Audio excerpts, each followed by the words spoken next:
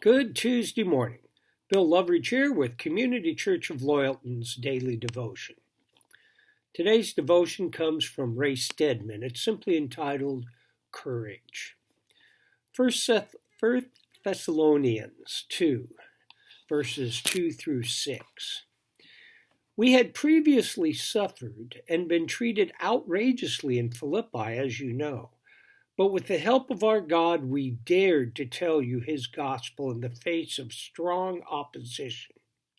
We're not trying to please people, but God, who tests our hearts. We're not looking for praise from people, even though as apostles of Christ, we could have asserted our authority.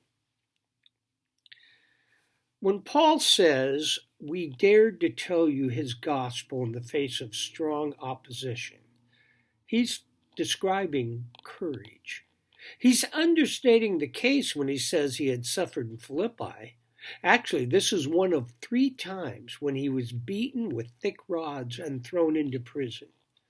You cannot read Paul's story and fail to see the courage he demonstrated in his ministry. When a riot broke out in Ephesus, he actually tried to face down a howling mob bent on taking his life. He had to be restrained by his friends to keep from sacrificing himself to the mob's fury. Where did Paul get his courage? Some say he was courageous by nature, but that was not true. When he came to Corinth and began to preach, he did so with much fear and trembling.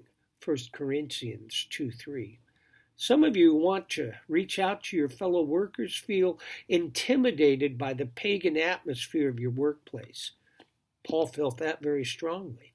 In Ephesus, he wrote, there were fightings without and fears within. 2 Corinthians 7:5. No, Paul was not naturally courageous. Paul declares clearly what lay behind his courage. He did not preach out of error or uncleanness. He taught the truth of God, confirmed by the prophets and by Jesus himself. Also, guile, flattery, and greed played no part in his preaching. So many teachers today offer a promise of prosperity. If you follow them, they say you will become rich. This was not Paul's doctrine. Nor did he come to seek fame or status in the eyes of men.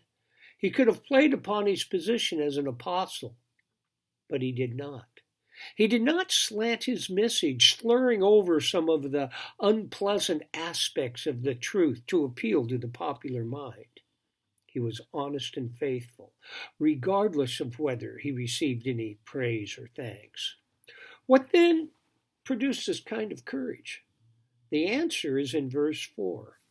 We speak as those approved by God to be entrusted with the gospel. We're not trying to please people, but God who tests our hearts.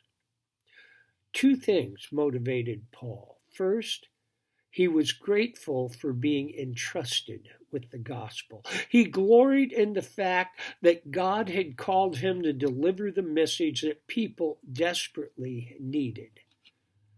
God committed that message to Paul and to us. Is there anything greater than that? More than that, he was energized by the desire to please God. The only reason anyone wants to please God is because he loves him. You may try to please him to get something for yourself. But if you really want to please God, it's because you have learned that God already loves you. That was the wellspring of courage. Think about the love of God, about the honor of walking with him, and of speaking of the truth to others. That's the secret of Paul's courageous activity.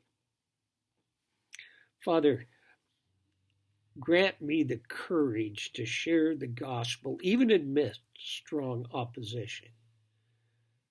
Thank you for entrusting me with such a priceless treasure. In your Son's name, amen.